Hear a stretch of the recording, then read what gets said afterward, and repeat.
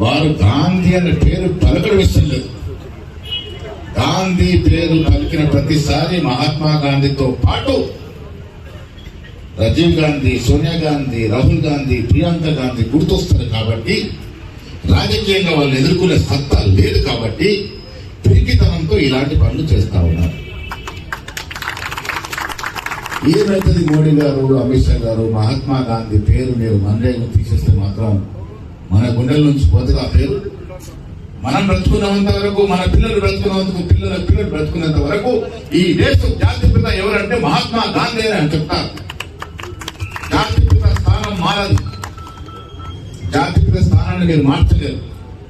మీరు ఎలాంటి స్కీములో ఉన్నట్టు గాంధీ మాత్రం పేరు తొలగించవచ్చు. కానీ గాంధీ మాత్రం నేను ఎవరిని మీరు మరిపించాలనుకుంటే అది పొరపాటే అవుతుందనే మాట కూడా ఈ సందర్భంగా మనవి చేస్తా ఉన్నాను.